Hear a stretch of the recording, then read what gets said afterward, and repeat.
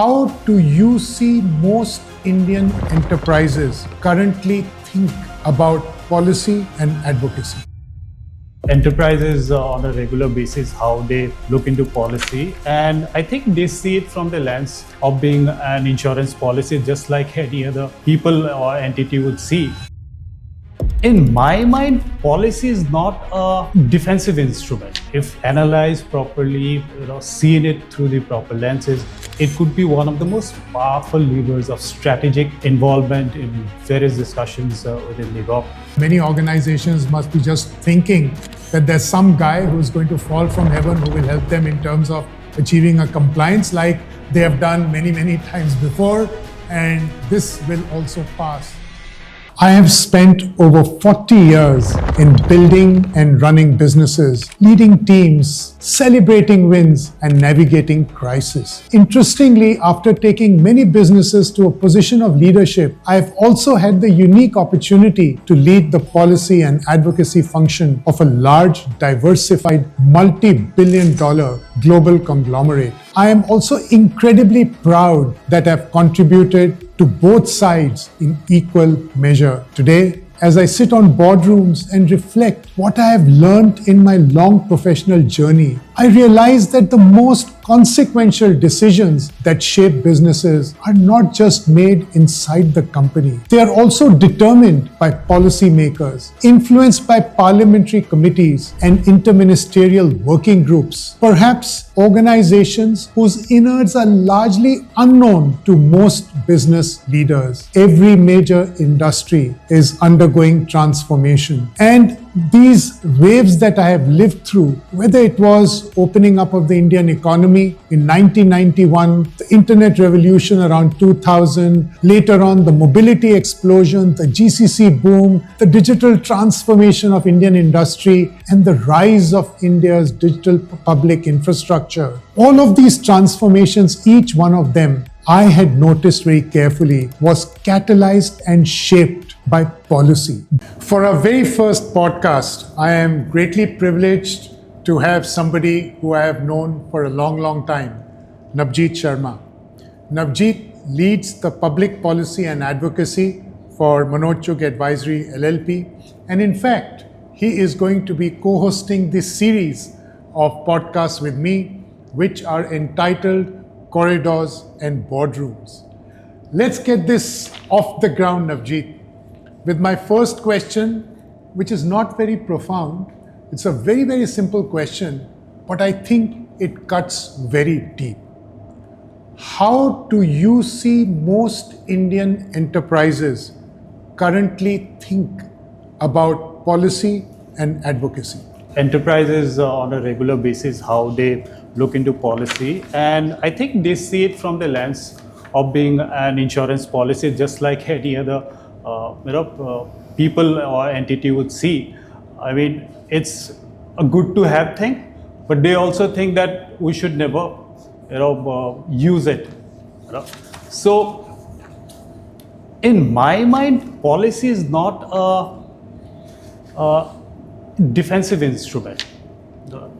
If analyzed properly, seen it through the proper lenses, it could be one of the most powerful levers of strategic involvement in various discussions within the government.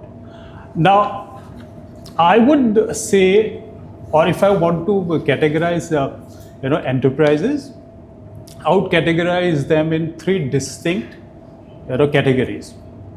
The number one would be the networking guys. These people have great relationships within the government and the entire ecosystem. But what they miss is the intelligence that is required for them to stay ahead of what is up there in the policy side. The second one is, or the lowest strata is the firefighters. They would approach the government whenever there is a burning issue, immediate issue, things like they need an immediate license, or they have got a court notice, or the BIS standard certification has not been renewed. So they don't, and their interaction with the government is very transactional. And the third, and which is the rarest of categories, I call them as the architects. Now they don't wait for policy to be notified. They are at the table whenever there are signals of any policy change, right? They would get in touch with the right kind of stakeholders, get a seat on the table, and by the time when the policy hits the ground, they don't have to scramble because they already know what is going to come, and their businesses are already aligned to that thought process of the government. The first two, majority of the companies in India belong to the first two categories, and very top, group level companies are actually in the rarest of the category. You remind me of preparing for exams. You've got guys who, study at the last minute hoping to make it. And then you have some guys who wake up maybe a week earlier. And then, of course, there are the ones who really know how to crack it. They spend the whole year studying very regularly, vigorously, rigorous. So I think very, very similar approach that I see in terms of what you are seeing from an enterprise perspective. Now, where does the policy function typically lie in an organization? Do they report to a CXO? Do they report to legal? Do they report to finance? Do they report to corp communications? Where do you see them most of the time? Manoj, this is actually a very interesting question because it reveals the diagnostics of an enterprise. Why I say this is, if you see where the function fits within any enterprise, you know how seriously they take the whole game of policy and the government advocacy part. So in any mid-size company, and I would say it's a bit unfortunate that the function sits with the legal department. Now when the function sits at the legal department, and it's not the fault of the legal department per se, because the legal department's job is not to influence the environment where the business operates. Their mandate is just be compliant to the existing laws and then report wherever necessary. Right? And this becomes a bit problematic at times, right? At the majority of the large enterprises, group companies, and there are very good practitioners of this, in the industry, where the function sits near to the chairman's office or the CEO or the MD's office. So now what happens if it sits so close to the top layer of the company is that whenever any policy brief reaches the CEO's desk, someone from the business must have already gone through it, framed it, and it has a great value to it, right?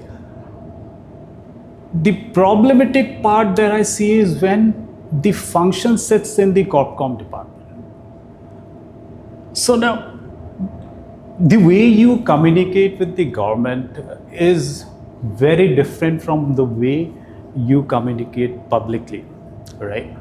So your communication with the government requires different skills in terms of what kind of inputs you're giving, what kind of analysis you're giving the government, and the Corpcom and the government function per se does not fit well, right?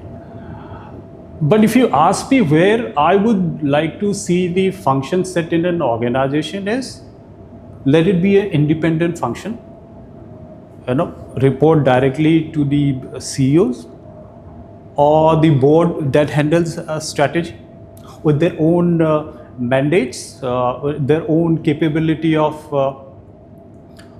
intelligence, and then their capability of integrating the findouts of any policy change into their business strategy. which is, I think, ideal, but many of the companies in India are still not following that route. And I think the reason many times, Nabjeet, is because they truly don't understand the value that this specific function can bring to the business. And this is on account of maybe some misconceptions that most CXOs have about government engagement. Tell me, in your experience, what are some of the most common misconceptions that you have seen CXOs harboring? The first misconception is it's a relationship game. I know people at the top, I know this minister, I know that secretary, and then I'm covered. Right? But in reality, the things are very different. Now, we need to understand that the ministers and the senior bureaucrats are very busy people. If you go to them only with issues, they don't really entertain. You have to have a very structured approach of analyzing what is the issue, what is pinching the industry, do a proper thorough analysis, give them alternatives. So my point of saying is relationship without substance is very fragile. You can just you can have excess, but not the kind of create a relationship where it's a give and take, right? And this is where I also find that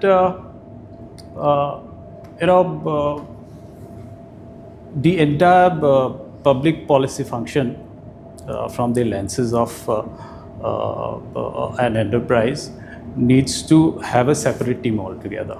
Because,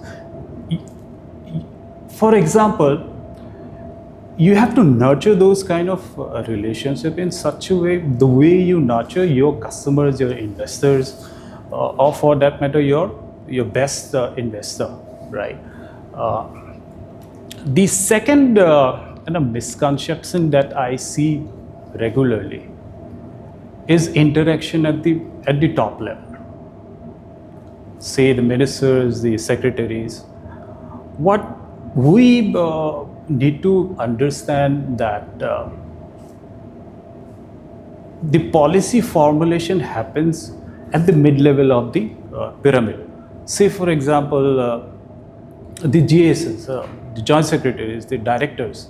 These are the people who actually frame the policies. They take inputs from the industry. And so this is a strategic error that I see many of the enterprises still make. So Nabjeet, very interesting comment that you made. You said relationships without substance are fragile. And I think that is really the crux in terms of what a lot of organizations and CXOs tend to miss. You have worked with many enterprises, you have advised them, you have seen them very closely. Can you give an example, without naming names, of a business that you believe was blindsided and they did not see a major policy shift coming?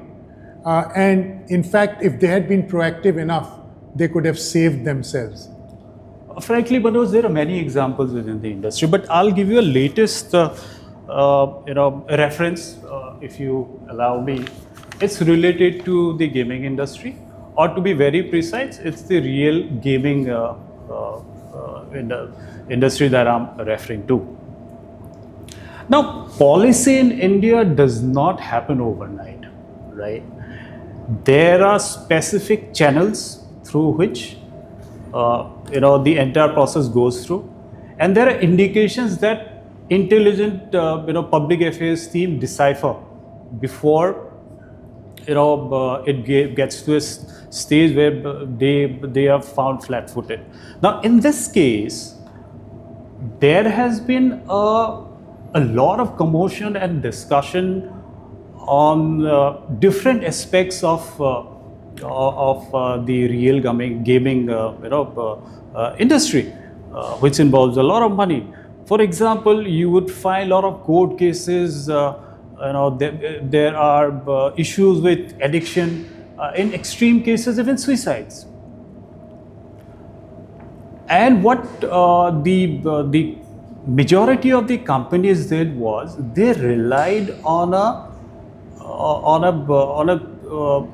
single revenue stream, right? That it's only the real money gaming through which will, and they were I would say reliant on only the one single advisory or act that had not been concrete at that point in time. Now what happens is, or what happened rather later is, there were regulations, or not regulations, there were court cases, there were actions taken by states banning different games in different states, because each state again has their own set of laws. And then there was a bigger debate on gambling and gaming for that matter. So there were these consultations happening, there were subtle hints given by bureaucrats, but majority of the company did not diversify at that point in time. See, after the new law hit in August 2085, and it happened immediately. I mean, from next day you could not do that, right? But if they would have deciphered the signals well ahead, they could have at least diversified their businesses into non-real money games. Probably take their businesses offshores. And I think this is where they missed the plot and could not decipher where the direction of the entire policy was going. So by the time it landed, the act landed, they had nowhere to hide and nowhere to run. Very interesting point you made, that policy does not happen overnight, and it is very, very easy for people to miss the wood for the trees. And in this case, in fact, in the example that you just shared, it impacted a full industry. Yeah. It was not just about one individual firm alone. Let's move to a happy story. Can you share an example of an organization that engaged proactively with the government, was able to get a new policy out, which in turn helped them to get into a new business and drive new revenue streams? Is there any such example that you could recount? Oh yes, but there are multiple examples. But what for me personally is a favorite story is let me narrate that to you. This company is part of a large group of companies. It is into the component parts of mobility and energy. And they had just they also have a company in the vehicle scrappage domain, and thereby trying to formalize a non-existent formal scrappage ecosystem within the country. Now, if you remember, a decade or a half ago, there were a lot of commotions in terms of vehicular pollution, aging fleets, and absolutely no sight of any formal scrappage policy. And the sector itself was very unorganized. Mayapuri, for example, in Delhi. So, but again, what impresses me about this whole company is they read the signals very well, right? If you remember, Delhi is saying not even, but even before that, right, there were ban on entries of vehicles above 15 years for petrol and 10 years for diesel coming into the NCR region. NGT, taking the government to task, and then stricter emission rules, and so on and so forth. Now, what the company read and what did brilliantly was, it did not wait for any formal policy to be announced by the government. They build their own capacity, and then set up a facility center near Delhi.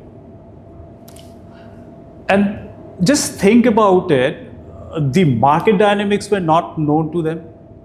How the cost structures would be, they were not known to them. And the entire ecosystem, was not developed at all at that point in time. But the company still did it. And while they did it, they showcased that to the people who were formulating the policy, because the talk about national scrappage policy was already there by that time. So they invited them to the facilities. They sat on the table with the government, setting up the standards, the protocols, what needs to be done, what needs to be avoided. And then in the year 2021, the policy was there, on the ground. But they did not end there. They took this initiative, went from states to states to explain it to them that what you as states need to do to come up with an even better policy than the central government. And now you see this company has presence across the country with more than 40 scrappage centers, and they were the pioneers of circular economy at that point in time, right? Because the murmurs and the talks in different think tanks and different parts of corridors was also about circular economy. They legitimized the whole, or formalized the whole, vehicle scrappage. Mind you, we have a very emotional attachment with our vehicle, right? So that they could breach that as well, and lot of course the government also helped by offering subsidies and all. But to do things, invest correctly at a time, and now they have created a business which would be relevant for years to come, and they have done something which has added a lot of revenue to the company. So I think it's a perfect example that when you align or see the direction of the policy, even before policy is framed and notified, you can drive an entire set of new business and create revenue for your company. This is a great example for that. No, thank you. And again, a very wonderful example, because it also created a very positive impact for the circular economy. And I remember, the incident that you're talking about. In fact, the NGT, the National Green Tribunal, had been passing strictures, if you will, for a long period of time. But in a way, everyone kind of, respectfully didn't pay the attention that they should have. And I think this organization saw, as you said, the writing on the wall and acted proactively. And of course, created not just a fantastic business for themselves, were able to leapfrog competition, but also create a very positive, sustainable ecosystem. Now, many organizations might turn around and say that, look, we have to really put in a lot of effort to do proactive engagement with the government. It's a long process. The consultative process, is not a short-term, one-quarter kind of gig. What is really the cost that organizations have to face, particularly enterprises in concrete terms, that you have seen when they don't take a proactive approach? There are multiple. See, every business or everything in a corporate world has cost, right? I would like to categorize the costs in a few different categories. Now, first is, of course, the retrofit. So, if you do not build your products, your services, or for that matter, the infrastructure, without keeping in mind the direction of the policy. So, the moment there is a change in the policy and you have to adhere to a new set of rules, the cost of compliance to the new rules can be more than what you incurred while you build that product, the services, or that infrastructure, right? So, if you the question now is not just whether policy is compliance. Policy has to be part of the strategy, the product strategy. The second point that I would like to highlight is many of the enterprises actually miss the exact cost of regulatory risk. Now, come to think of the board members, they make all the decisions on investments, M&A, which market to enter, but they invariably fail to associate a price on the regulatory risk. So while you build your supply chains, you only think about the cost of the product that you're either importing or manufacturing. So in a way, since they do not factor in the regulatory cost of the regulatory risk, there would be at times they are placed in an environment where operational costs, because of a mistake in terms of understanding a policy, becomes so high that many products fail. And this is particularly important for the tech companies, right? So they have to really think about it, the cost actually, because again, in a very regulated environment like the Indian economy, I mean, and especially with the growing sectors, the fintechs, the AI, the healthcare sectors, these companies really need to factor in this. The third, I would say, is the reputational and the relationship capital. Manoj, what happens is, as I also mentioned it to you earlier, that if you do not do your homework very properly, if you don't bring value in your interactions with the government, and don't just crib about you need a policy change here and there. The issue arises when the government see you as an entity which has no inputs, but is only there to lobby or to crib. And once that happens, you lose your credibility. And trust me, if you lose your credibility in the government circles, it's very difficult to build it back. It takes years and years, because they look back.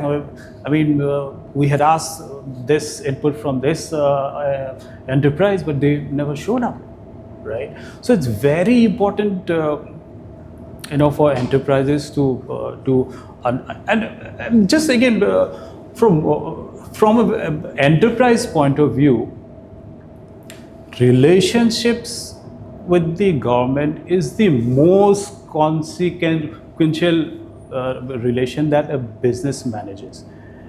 It requires and it demands proper investment, right? And not just investment, a continuous input. You don't give inputs only when you are in trouble. If you are asked by the government to give inputs on any topic for that matter, even if you are not manufacturing something, but you know the policy is same, this, other people might face similar issues, but that's why it has to be continuous, it has to be transparent, and if you do it, the government always looks up to you for, and that's where you build long-term relationship, not just as a partner, but as a thought leader. Nabajeet, very interesting, what you said. Many times, actually, I am asked the question that when you start looking at policy advocacy, particularly for large, mature organizations, what does a genuinely good policy look like for an enterprise? And I am reminded, as you were kind of sharing your perspectives with me, of a few important markers. And I thought I'd take the opportunity to kind of share what I have seen, occurring with organizations which you can say are best in class, if you will, because you really stressed on the importance of organizations to really focus on policy advocacy and government engagement as an important tool to their progress. Well, some of the markers, frankly, Nabajeet, that I have seen is, first of all, they begin with very simple things. Right. They have a very well-defined policy intelligence platform. In effect, what they have is a mechanism by which they're scanning the environment all the time, looking at what are the regulatory developments that are happening, then try and understand the impact of those on their business. Sometimes it is not very evident, but it could obliquely impact you going forward in the future, or it could help your competitor. So looking at the regulations that are on the anvil, analyzing deeply the potential impact on their business, and then very important, escalating quickly within the organization, because the last thing that you want is some change happens in some policy somewhere, and all of a sudden there is a big crisis which occurs within the enterprise. Now, you don't have to have all of this capability within the firm. There are enough, smart people out there, who can help you in terms of scanning the environment and keeping you updated. So I would say that that is the first marker of a mature organization. The second marker is in terms of a structured engagement with government. Now, moments when the shoe pinches and, as you said, right, something unfortunate happens, everyone goes and rushes and figures out who they know and who can help. Now, reactive engagement does not help. Mature organizations take a calendarized approach as far as engaging with the government is concerned. Not only that, they make sure that they participate in whatever consultative process is available. As you know, it could be through industry programs, and there are many such industry programs. Industry initiatives are there, industry working groups are there. It could also be in terms of participating in the consultative process of parliamentary committees. You don't have to go meet them, but they allow you to make submissions. So participate in a fashion that you can. And then importantly, engage on a regular basis with stakeholders important to you. Make them aware of what you're seeing happening in the environment in India and globally, so that they see you as a long-term trusted partner. The third important area is in terms of weaving policy into strategy. Now, many times the policy guys are called when, the deed is done. At that time, it becomes very hard. As you know, it's firefighting. It may happen, may not happen.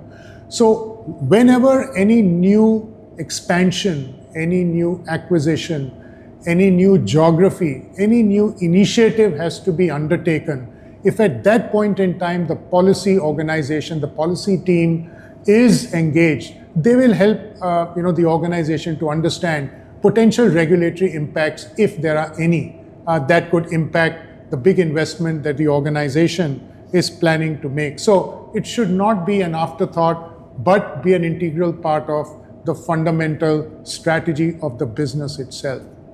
The fourth is in terms of board engagement. I find many times management teams turn around and say, oh yeah, this regulatory change is happening, or there is this policy change, this is happening, or there are some new rules. They may or may not favor us, but they try and manage it at their level from an execution point. They don't bubble it up to the board. And later on, it does tend to become a very big issue. I don't want to talk about recent examples. Everyone knows them. When the board was caught blindsided because a certain organization did not follow the regulatory requirements of the sector that that business was involved in. And later on, it just didn't have an impact on the organization, the reputation of the executive, the reputation of the board, but it had huge societal impact.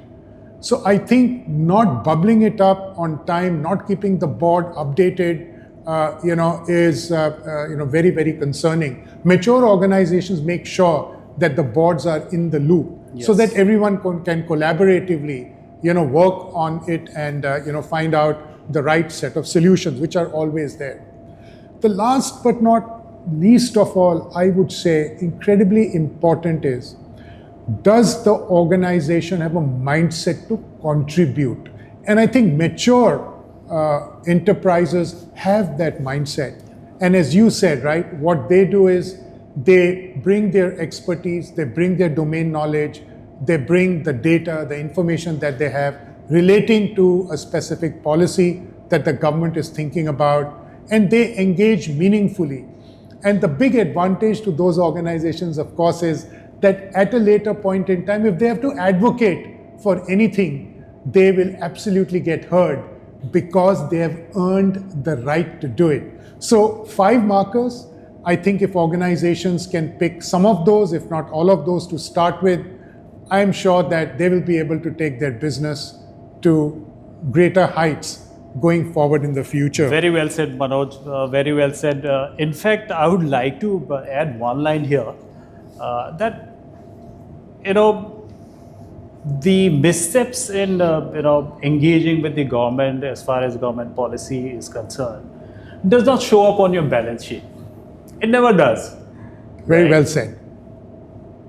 But at the real world, it pinches you like anything. I mean, business leaders, if they read something wrongly, their business could be gone in a day's time. I mean, that's the reality of life. Manoj, if you allow me, I also wanted to ask you one thing more, right? Let me put up the question where I have the question. Yeah. So what is a minimum variable policy capability that every enterprise must have? And again, I know I've spoken about 5 markers, so your question is very fair that, where is it that an organization should at least begin?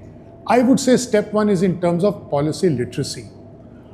How many organizations actually run workshops, getting their executives in a room and talking about the impact of policy on business?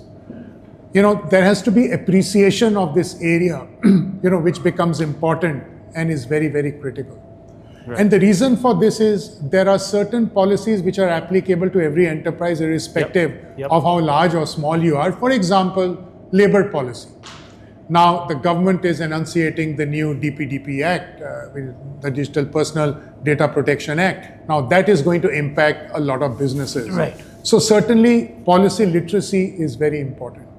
The second is that many times people turn around and say, well, the nature of my business is such that frankly, policy advocacy is not, that important to me. Right. But the fact is, as you start looking at different industries, they suddenly find that a policy change can really derail significant investments. Let me take an example.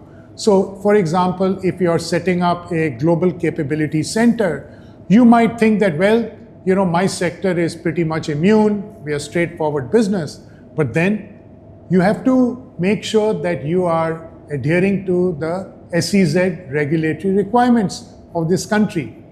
Of course, the labor laws, of course, data protection, all of those also apply to you in equal measure. Right. Then what about taxation issues, particularly given there are cross-border transactions that are involved? You look at mid-sized businesses, right? Mid-sized businesses turn around and say, oh, we are a small business. All this is great for large organizations. I am not running a multi-billion-dollar organization. Why should I be bothered? Well, the harsh reality is that there are other competitors of theirs, other mid-sized businesses that are engaging very meaningfully with the government. And for all you know, they are already working to move the cheese. Right. Because these organizations, through policy, can make sure that they restrict or they open market access. They make sure that the procurement policies are tuned in a certain fashion. They can also make sure that the regulatory environment poses a significant cost on certain set of companies versus other companies. And therefore, if you're not on the table and you're not playing the game, then in fact, do you really belong to that table or not? So therefore, irrespective of what kind of organization you are, the fact is that making sure that you have a good understanding of the policy environment, making sure that you're participating in some whichever fashion could be a defensive as well as an offensive step. Absolutely. Now, the interesting thing that could happen is that organizations would turn around and say, but we don't have the budgets, man. Where do we get the team? The fact is you can partner with organizations who can help you to punch above the weight and make sure that you're represented well and make sure that nobody moves the cheese for you. Absolutely well said, Manoj. There are very pertinent points in today's scenario. Yeah. And I want to, Nabajeet, bring you back to enterprises because I think that many of them need a lot of help. And it begins with the leadership. My question to you is, what do you think is the most important shift in mindset of leaders within the enterprise business? What is it that they need to be doing different? See, for long in the policy landscape in India, enterprises have seen the government or the entire bureaucracy as a gatekeeper, right? Because obviously they make all the rules and regulations. Now there is an inherent problem when you see the entire ecosystem involved in policy formulation from the lenses of a gatekeeper. So the moment you do it, your orientation itself is transactional, right? So you would only approach, as I said earlier, you will only approach the government or the bureaucrats only when you are stuck somewhere. Well, the problem is, immediate. And without that, the business is not moving forward. Now, when you shift your mindset of the government as a stakeholder, then everything changes. How, if you ask me? Now, understand that the government in certain emerging sectors, or not just emerging sector, how does the government work?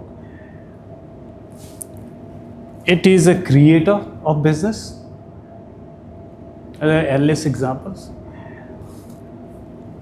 It is a distributor of capital.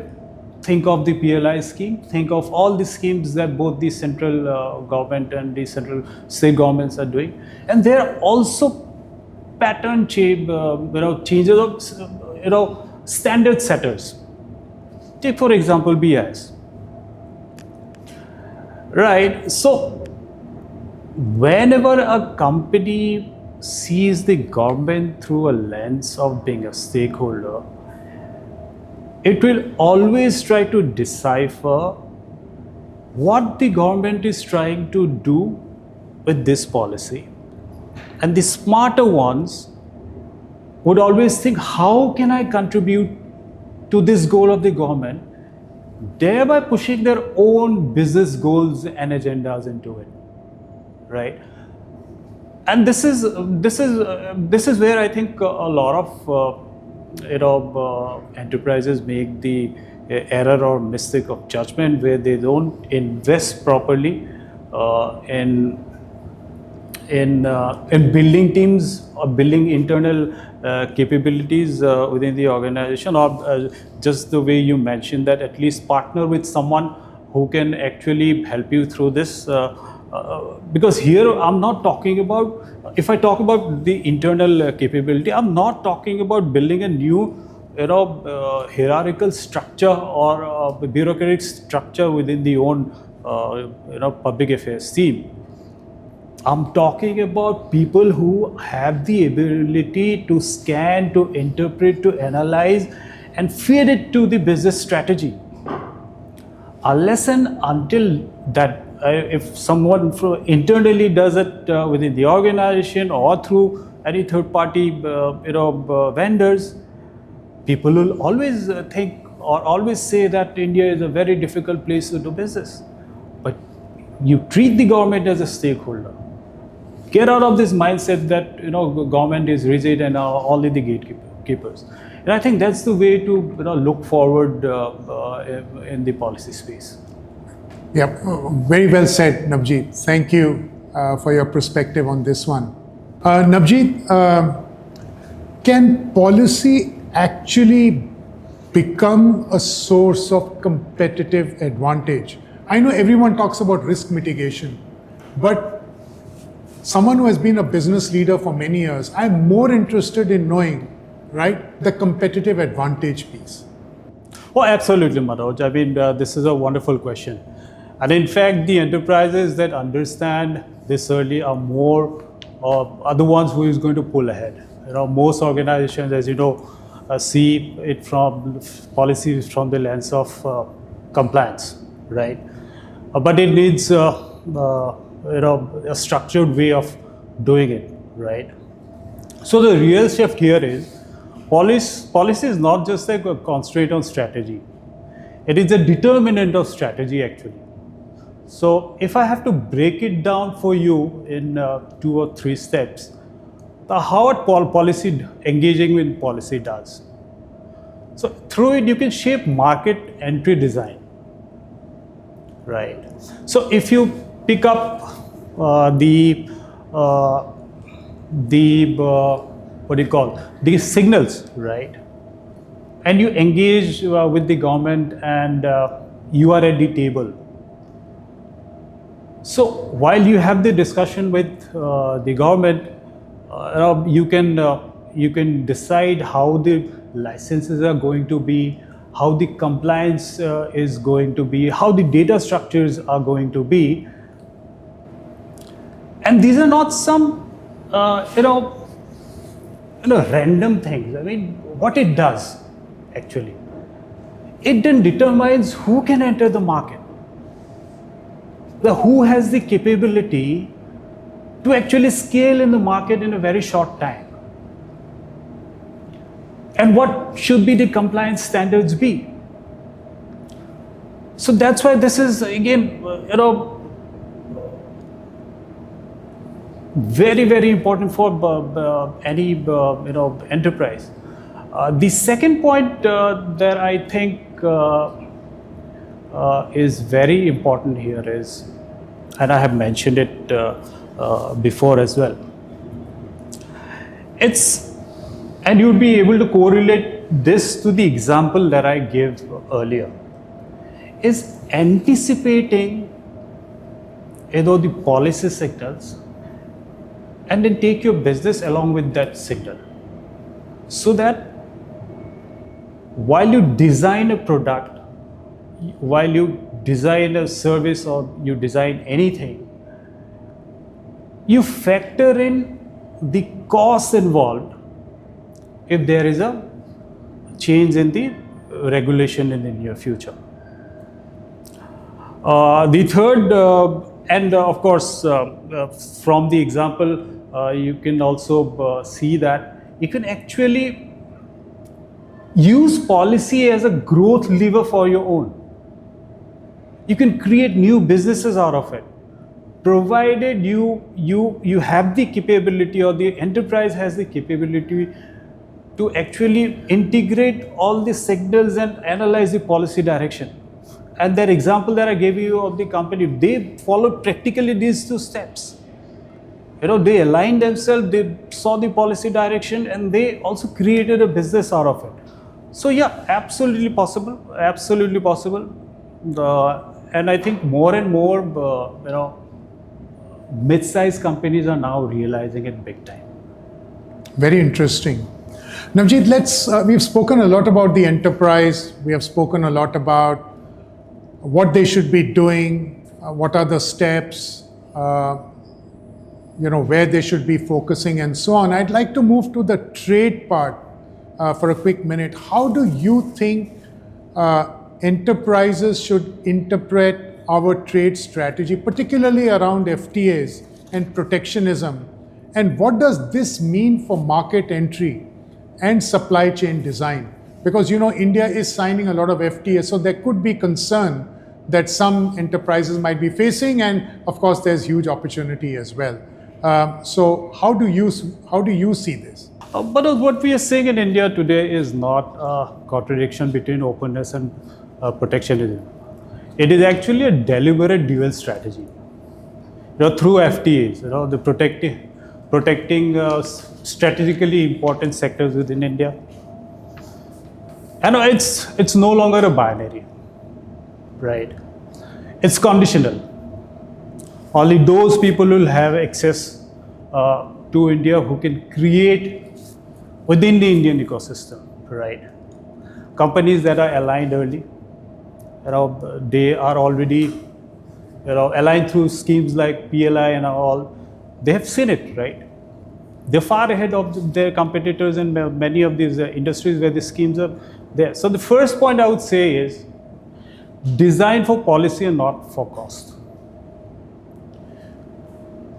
This means that while you launch a product or services, you have to factor in the local manufacturing versus imports, and trade agreement, align with the trade agreements and build opportunity, right? The next point is don't treat FTAs as just legal documents. Most of the companies do, right? And this is where the policy intelligence, directly translates into market advantage if you go through the entirety of the entire process. The third is build supply chain that anticipate policy change, because it's very important, right? The bottom line is India's trade strategy is not about choosing between, as I said, openness or protection. It is about shaping who gets into participate in the growth. Enterprises that align with that direction will find it very easy, and those who do not will again creep that it's unpredictable, or India don't have the ease of doing business, things like that. So yeah, it's absolutely possible. Very interesting. Let's look at digital and tech-led businesses, because at the end, India is seen to be a leader, in these areas. What are the biggest policy risks in India when it comes to data, AI, digital infrastructure, and how should these organizations prepare, particularly given what's happening around AI? But also, if you're in a digital or technology-led enterprise, India today represents one of the most high potential and high complexity policy environment that you can find. And the risks are not always where companies expect them to be. They're not just about compliance. They're about how your business model is architectured. Let me give you a brief thing about this. So number one, I would say, is data governance risk, and going forward, it would be architecture and not just compliance. So what the digital personal data protection framework has done is, the question is no longer are we compliant. The real question now is our data architecture aligned with where the regulation is going? We have already seen this play out, right? When data localization debates were there, by the time the arrangements requirements became clearer, they had to redesign the infrastructure, renegotiate the vendor contracts, and in some cases delay product rollouts.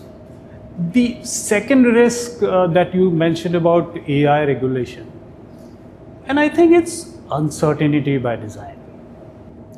So, what I mean to say is, India is unlikely to follow a rigid EU-style model. It will evolve its own principle-based, sector-specific approach, which means regulation will not be fully defined upfront. Expectations will evolve through use cases. And for enterprises, this creates a continuous regulatory exposure. You cannot comply once and then move on, right? So internal accountability and explainability, if I say so, has to be built within the systems. On the digital public infrastructure, I would say it's opportunity with the embedded risk. So India's DPI, for example, UPI, Aadhaar, ONDC are exemplary. But it creates a new dynamic which, systematic dependence on public digital rails, right? Which means that any policy change can have a widespread,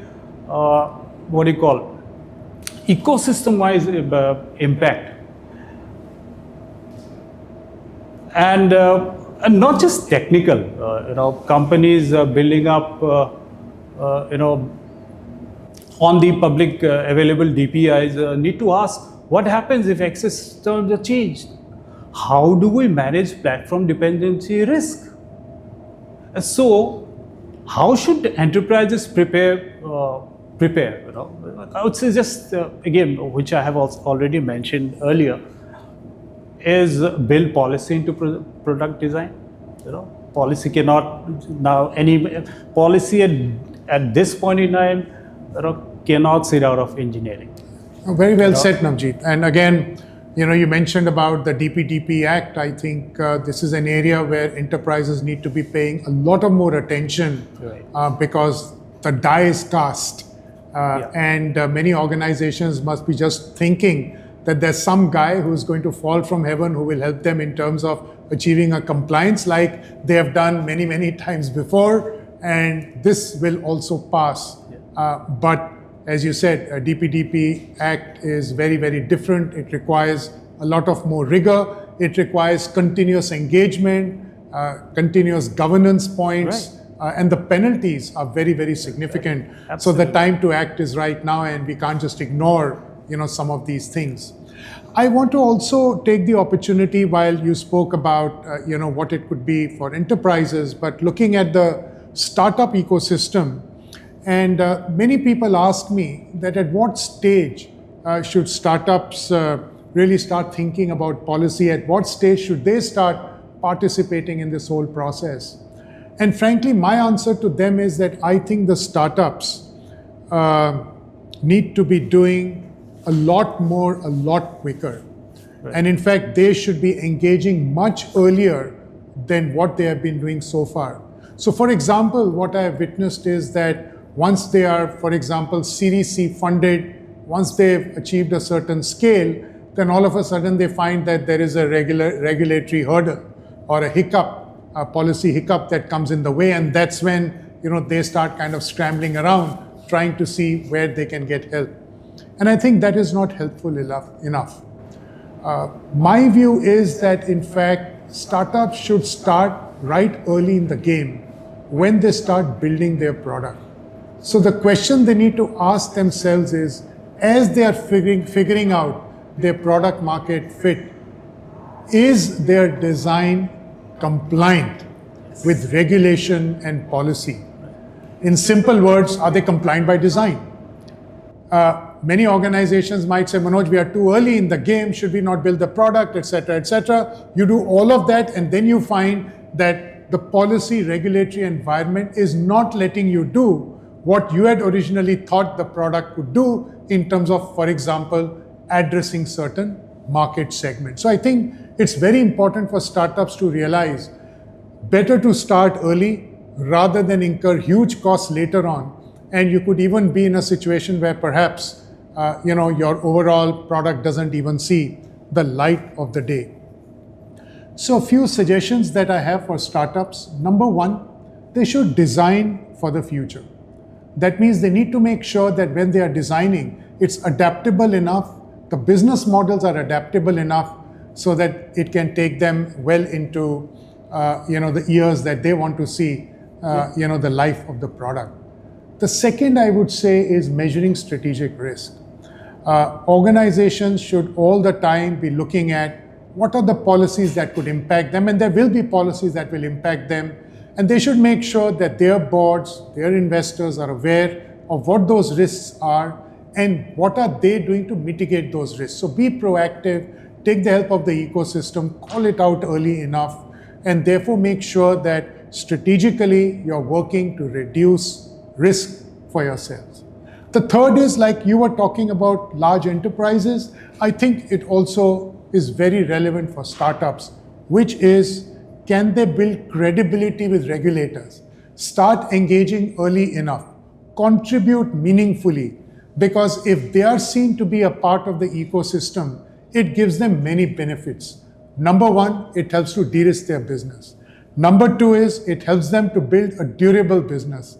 And number three is certainly it will help them to scale faster. Right. Last but not least of all, the day they have a real issue, because they have been a proactive partner, the regulator, policy makers are more inclined, if you will, to help them to solve the issue as long as it merits, and it deserves the righteous credit that the organization is asking for. As long as there's merit, they will get a listening, they will get the hearing they are looking for, and they will become incredibly successful.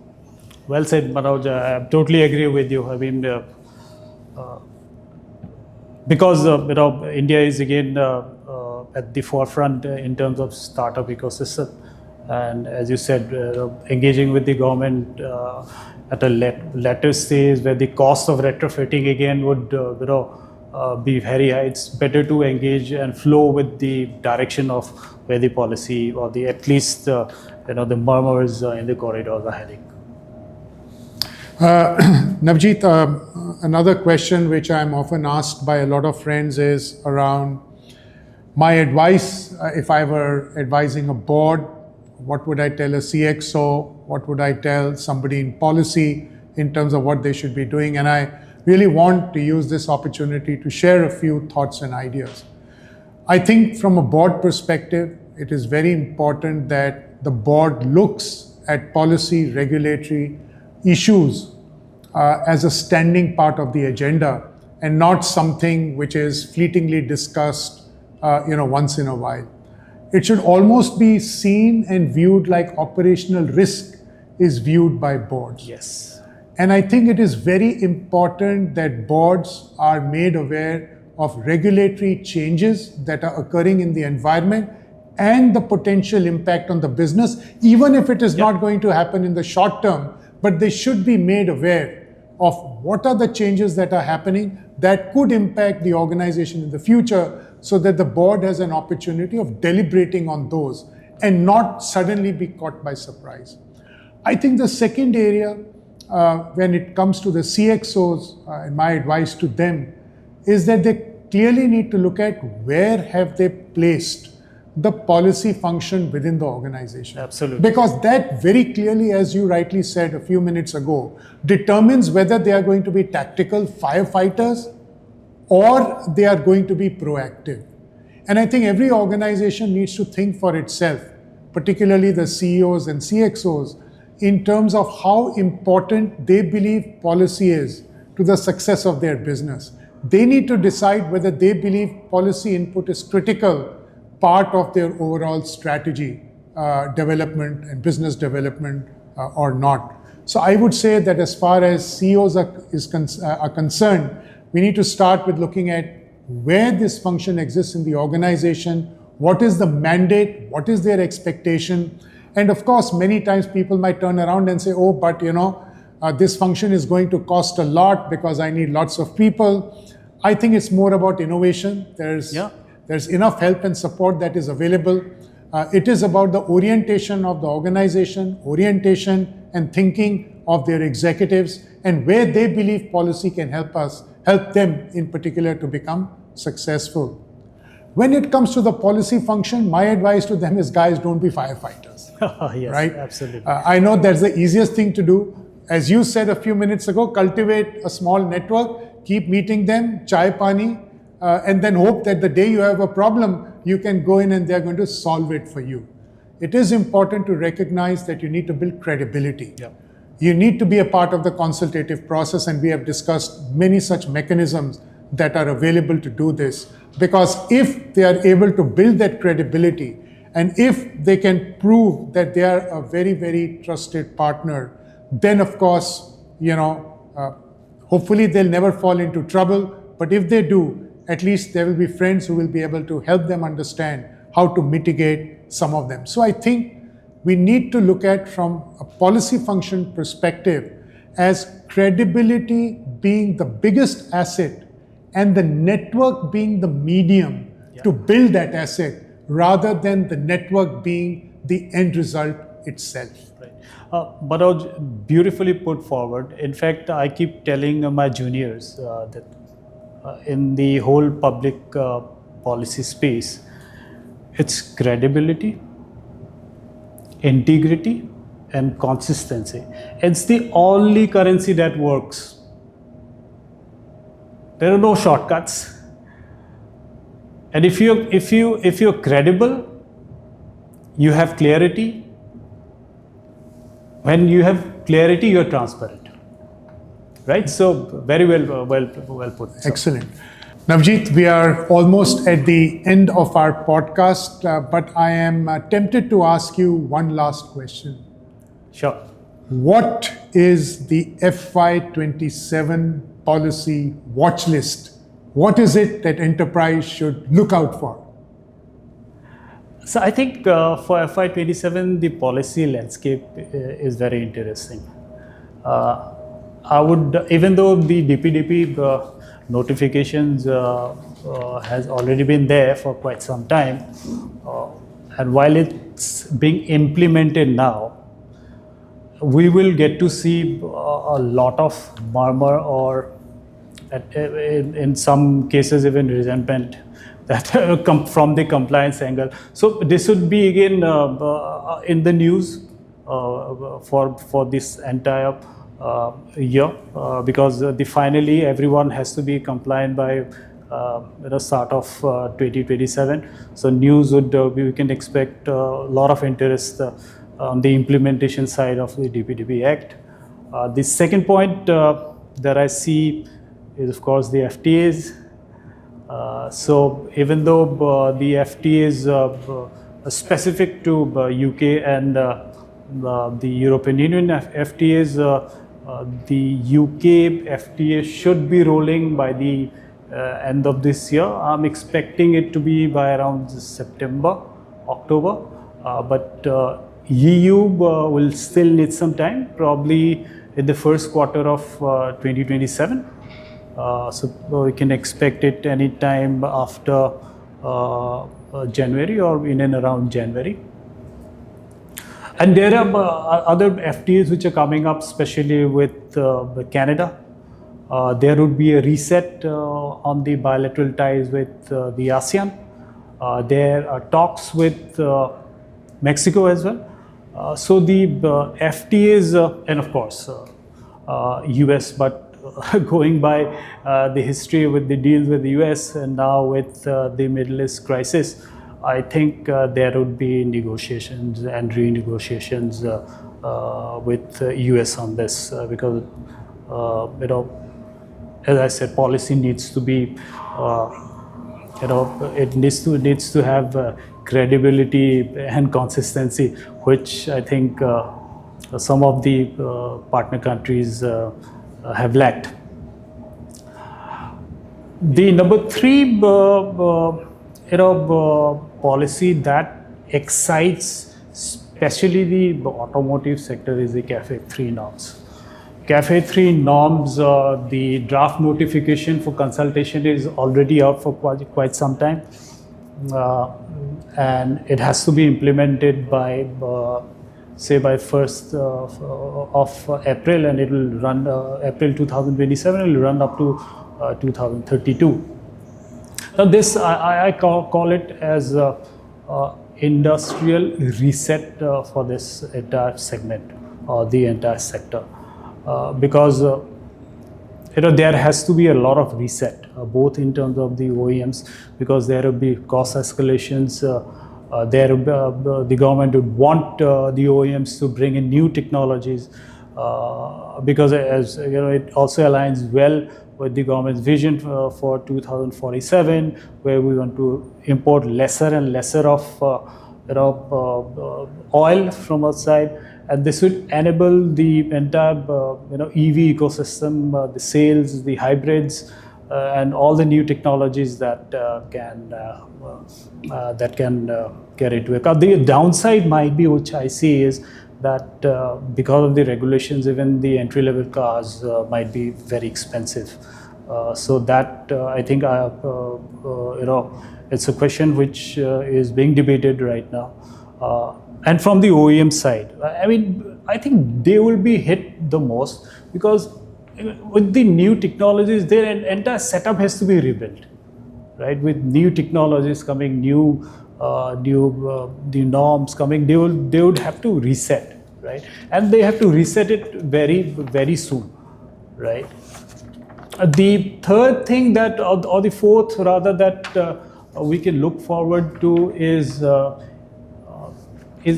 policy, at least an outline in the AI space, because India has not outrightly stated or notified any policy around AI. Yes, there has been notifications on things like you have to now uprightly state that if this report or this photo is AI generated or not.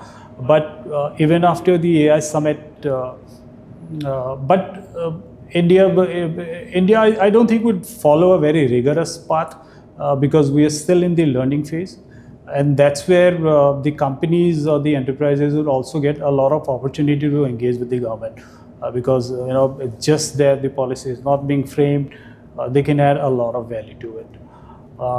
So in terms of the energy sector, I think the budget has an allocation of at least 20,000 crores for carbon capture and all, and I think the companies has to be prepared by now, because it aligns with the ESG goals of the government, and they have to be as aligned with the goals of the government. So they have to act very fast, and with the 20,000 crores that is there to be taken, so I think the companies would also be interested. I would like to end it in terms of policy watch. Is I'm anticipating a DPI 3.0 in at least the discussions, and I think it will enable frictionless credit within the entire ecosystem. And I want the DPI 3.0 to have a lot of enablers through AI, right? Because in India, a major disadvantage of doing business is litigation. It takes years and years to get to the next stage, and if we can enable it with provisions within the framework of the DPI 3.0, I think India would jump leaps and bounds in terms of doing business, actually, because there will be very clear through AI you can at least have a better clarity on a lot of these issues. So yeah, these 6 would be my top watch list for the coming FY. So a lot is going to happen in this financial year. It's going to be a busy calendar, as you just said. Very interesting on the carbon capture side, 20,000 crores. It's going to be interesting to see how that plays out. Again, as far as industry is concerned, DPDP, we'll have to see to what extent organizations are going to accelerate their pace in that direction. CAFE 3, you've laid it out. I think the industry is already in active discussions in terms of how they can take this forward. And of course, the exciting space is going to be FTAs. Yeah. What comes first, what comes next, and then how it gets executed. That timetable is going to be very, very interesting. I'm sure there'll be other countries as well, who will kind of come, into the FTA calendar for the year. If this conversation was helpful and useful to you, please do feel free to forward it to your friends and to your colleagues who might like to hear it. If you've got any questions that we can answer for you, we would be very happy to do that. My name is Manoj Chugh. And I'm Nabajeet Sharma. And this is Corridors and Boardrooms. And we look forward to welcoming you going forward in the future. Till then, goodbye and good luck.